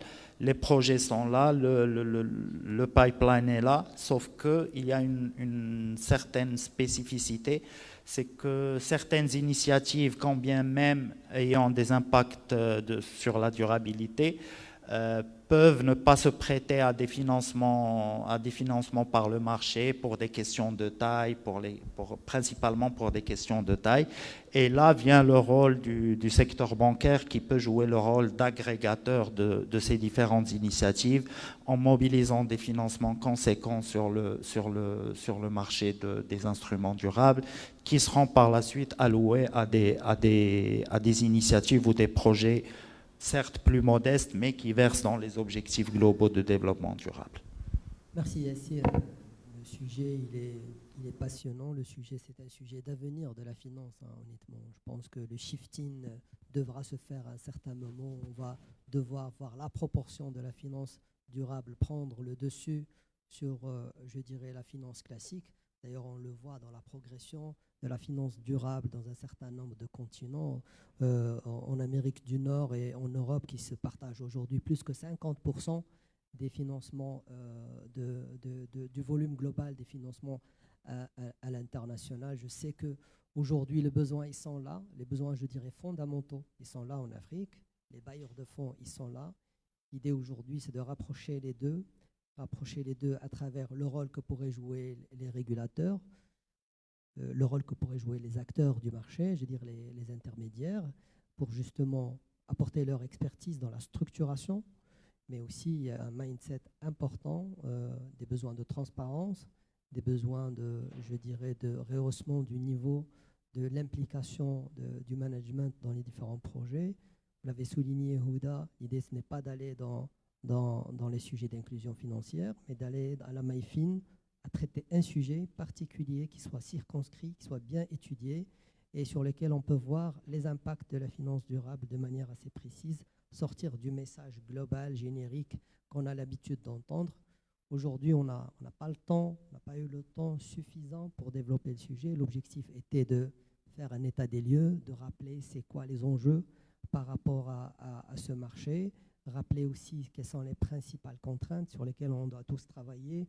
En tant que professionnel de la finance, je souhaite ouvrir le micro pour les présents, justement s'il y a des questions, mais avant ça, donner peut-être un mot de la fin à nos différents panélistes. Je commencerai par... Avec plaisir.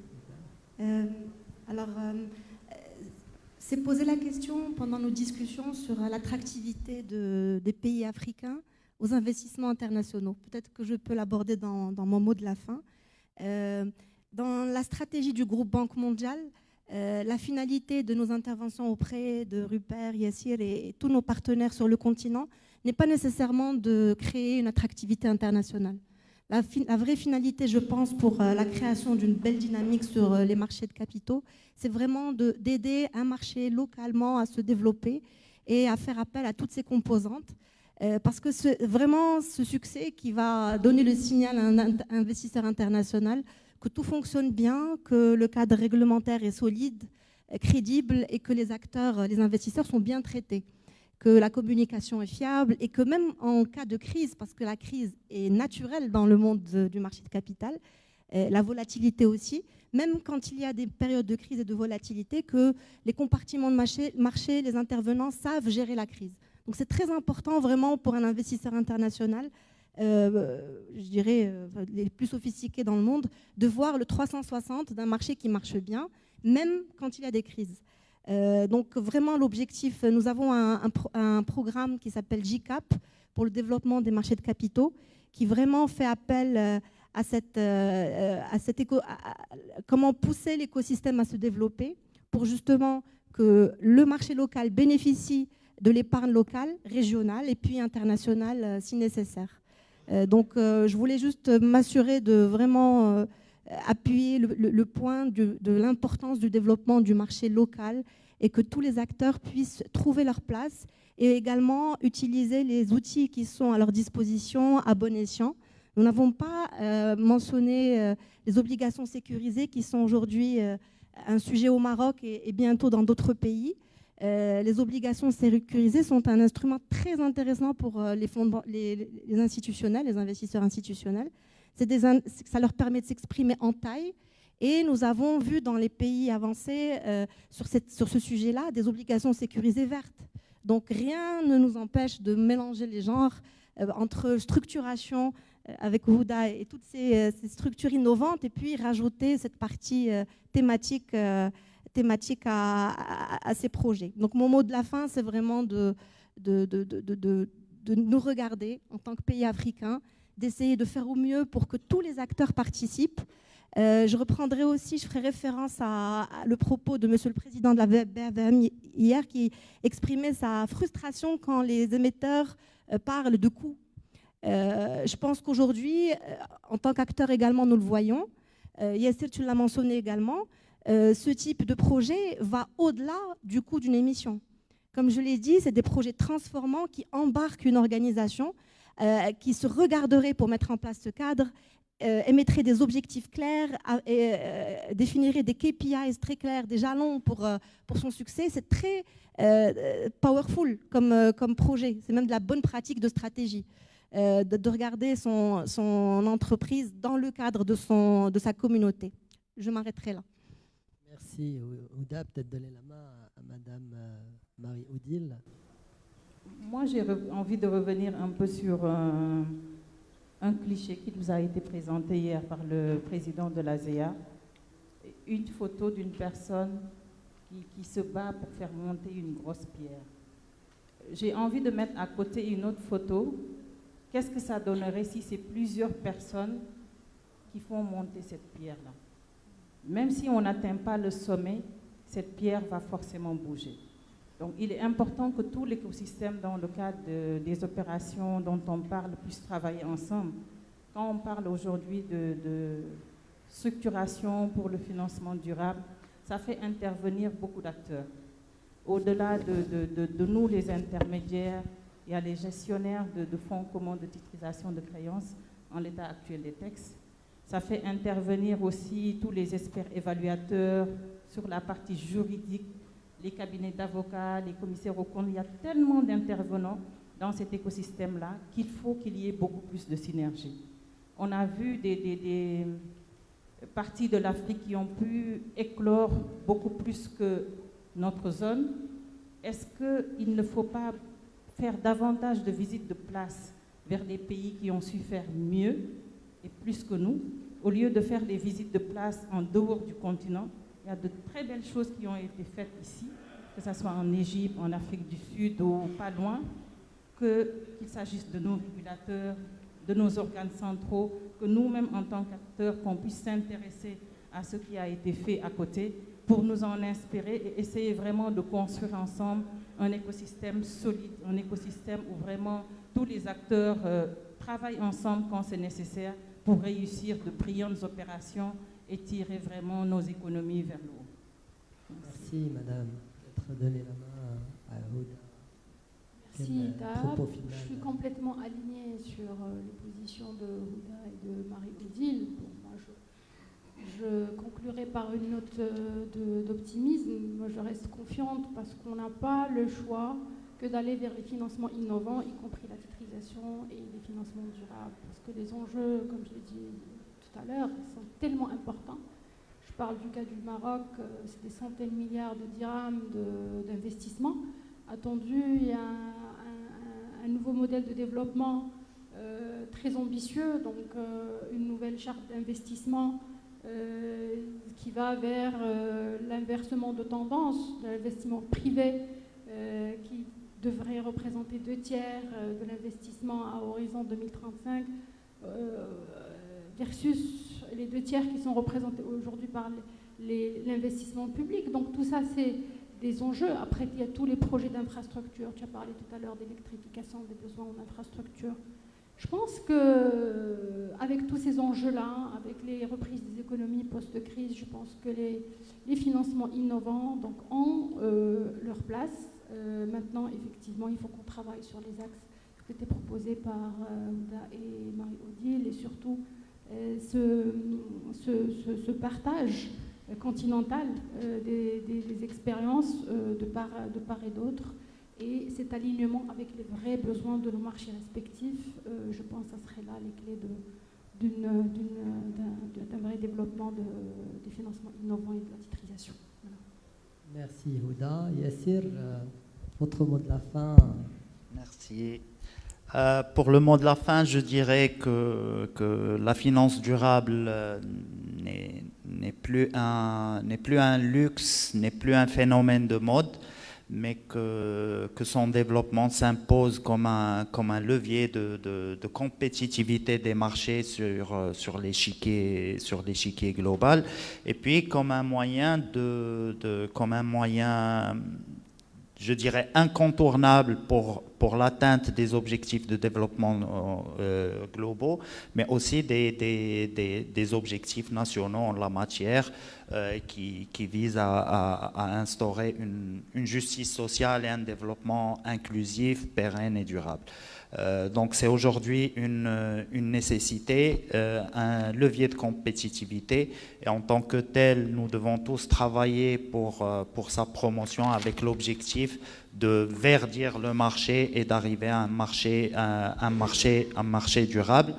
Je veux juste souligner aussi qu'on a souvent tendance, en parlant de finances durables, à se limiter aux green bonds, social bonds ou autres instruments similaires.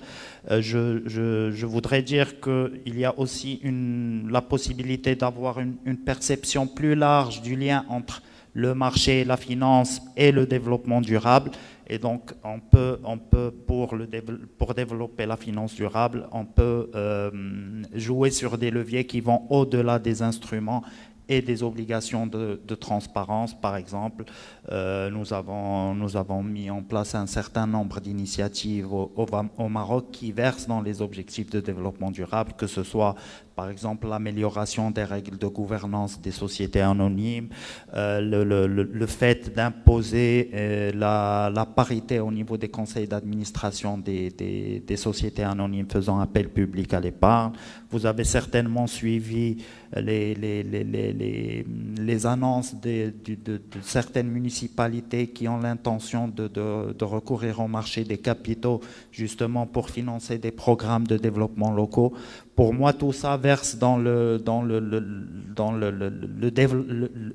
fait de mettre le marché financier au service des objectifs de développement durable. Et je clôt mes propos sur cette note. Merci. Merci Yassir.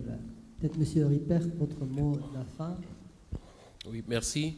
Alors, pour ne pas répéter mon CIF, je pense que regarder en tout cas le développement des marchés durables, ça doit vraiment ressortir d'une volonté politique.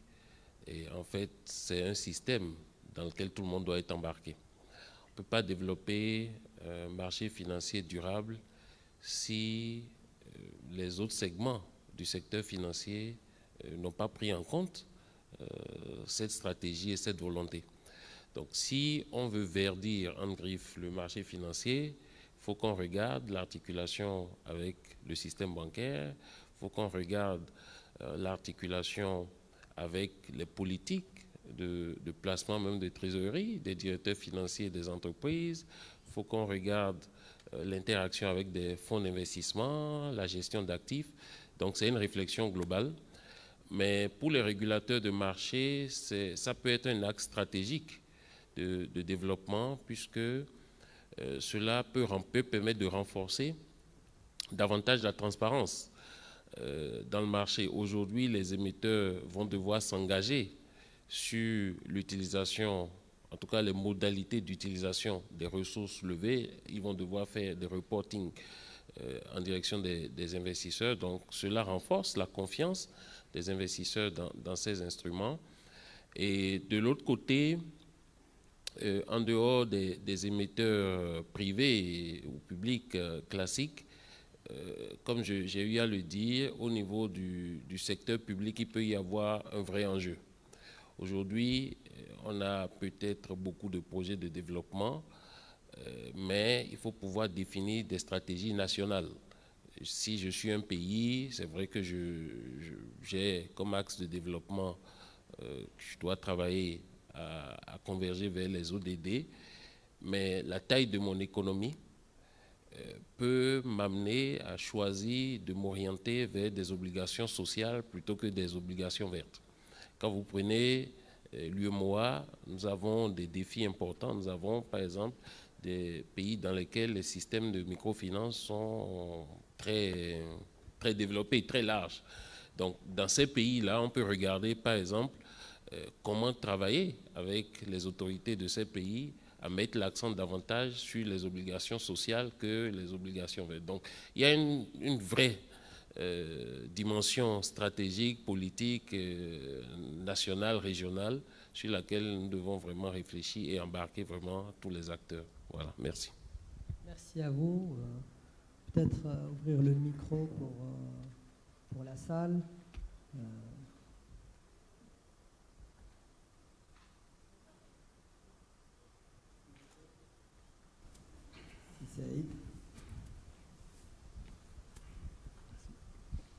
Merci beaucoup, Sitaha. Merci à tous les panélistes. C'était très intéressant, très enrichissant. Moi, en fait, j'ai une petite question par rapport à l'intégration régionale et conformément à la décision, la signature de Sa Majesté avec Buhari de Nigeria. Donc, il y a un grand projet qui s'appelle le gazoduc qui traversera pratiquement 14 pays. Donc, on a un besoin de financement de 15 milliards de dollars.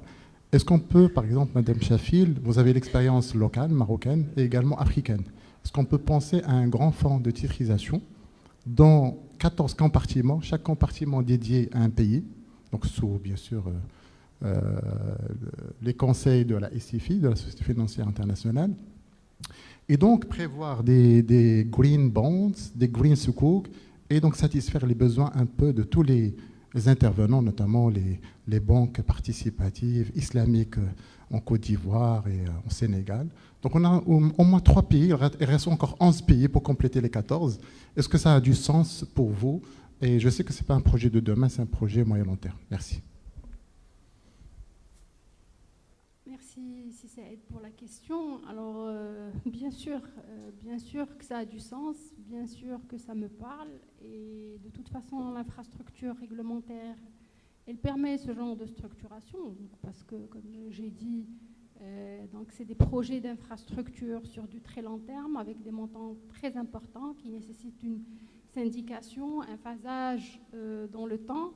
Et les fonds de dette ou les project bonds, comme on les appelle à l'international, se prêtent à ce genre de projet. Et je pense que même l'esprit du législateur marocain Donc à la conception de ces project bonds ou ces fonds de dette, les project bonds émis par les fonds de dette, qui sont des fonds de titrisation, était cela, c'est de pouvoir justement financer tous les grands programmes d'investissement, tous les grands chantiers d'infrastructure, que ce soit marocain, que ce soit en Afrique, parce que comme vous savez, notre loi, elle est très puissante.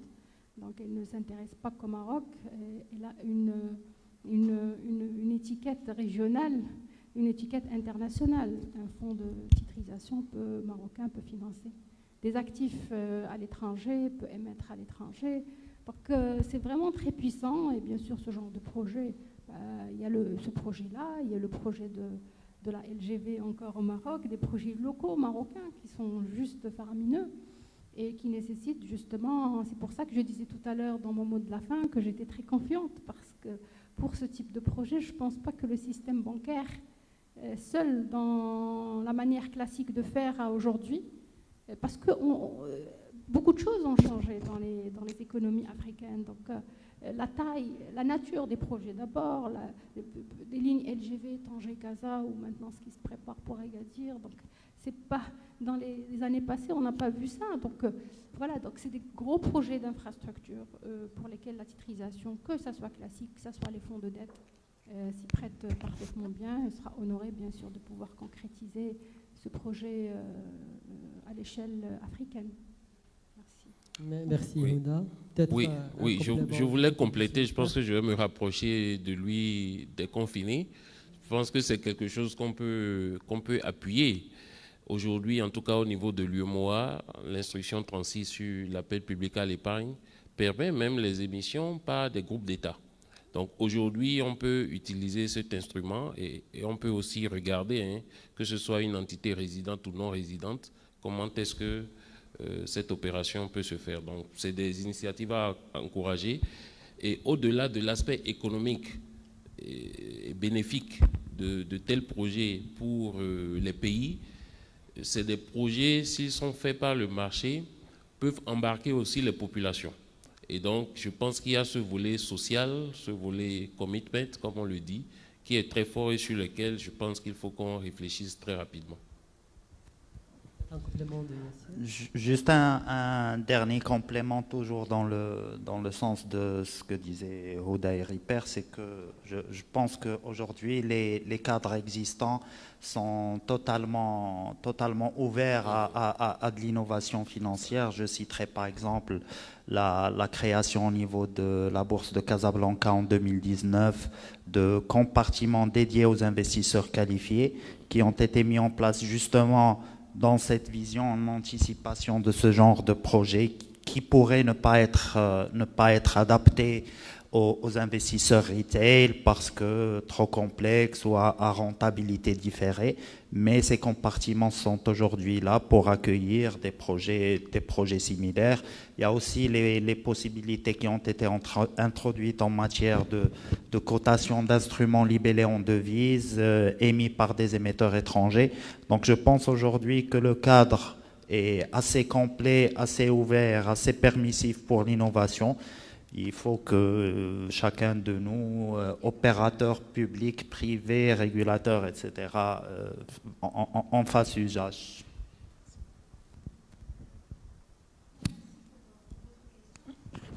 J'aimerais juste souligner, pour compléter la réaction de mes copanélistes, vous remercier pour la partie intégration.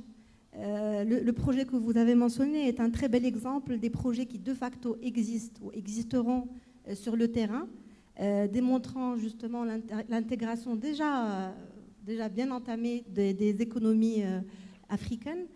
Par contre, ça souligne aussi le manque de projets intégrés qui viennent justement, qui sont proposés aux investisseurs du continent, que ce soit sur la bourse, sur la place Casablanca, Abidjan, Douala ou autres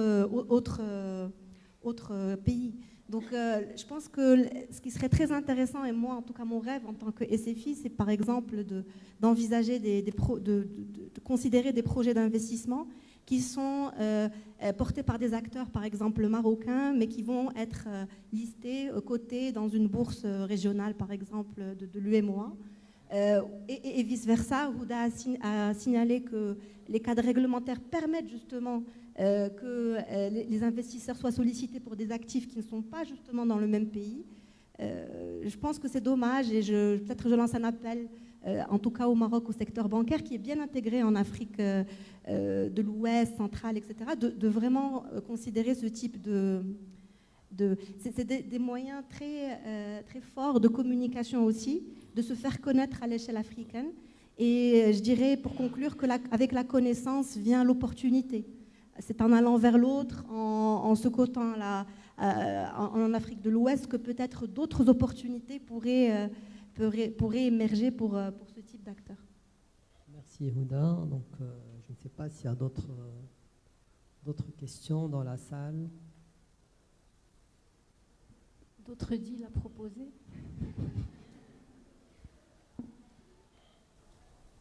Très bien. Je pense qu'on arrive au terme de notre session. Donc, je tiens à remercier nos panélistes. Je tiens à les remercier pour leur disponibilité, pour la pertinence de leurs propos. Je tiens à vous remercier toutes et tous pour votre présence et peut-être à bientôt lors des prochaines sessions, Inch'Allah. Merci.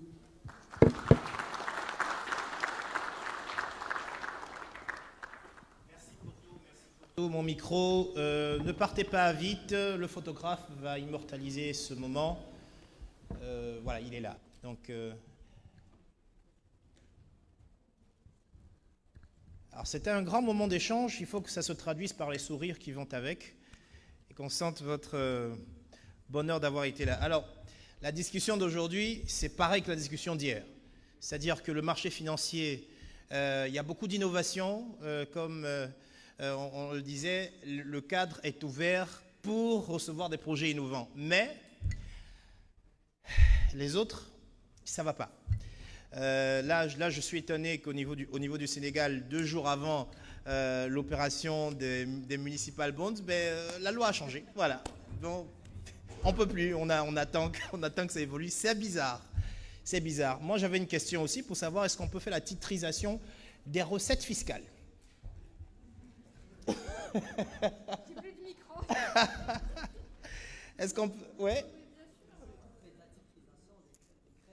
Oui, oui, c'est déjà fait. Ça existe. Ça existe. Ça a été déjà fait en Europe, je pense par plusieurs pays. J'ai en tête la Belgique aussi.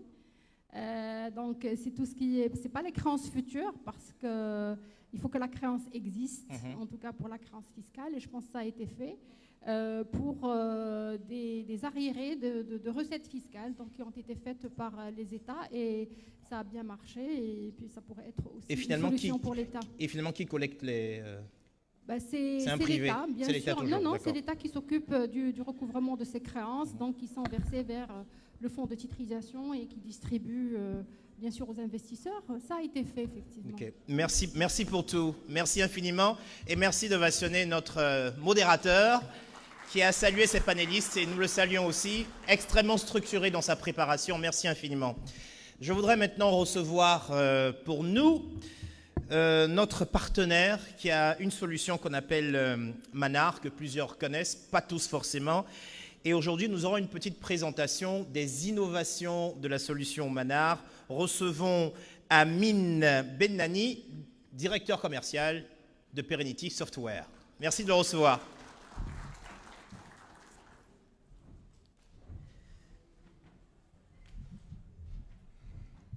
Bonjour. Tout d'abord, je voudrais commencer par remercier tous les personnes qui ont participé de près ou de loin à la réussite de cette première édition du Africa Capital Market. Une édition, je pense, qui a connu un bon succès, qu'on aimerait bien l'avoir l'année prochaine avec autant de participants de qualité, dans un environnement peut-être différent, mais assurons-nous de maintenir cet espace d'échange dans le futur et d'en profiter pour faire évoluer notre marché, notre écosystème, les marchés des capitaux. Alors cette présentation, l'objectif c'est juste de présenter un petit peu où est-ce qu'on en est, où est-ce qu'on était, où est-ce qu'on va d'une manière très, très brève et concise, pas prendre beaucoup de temps. On est là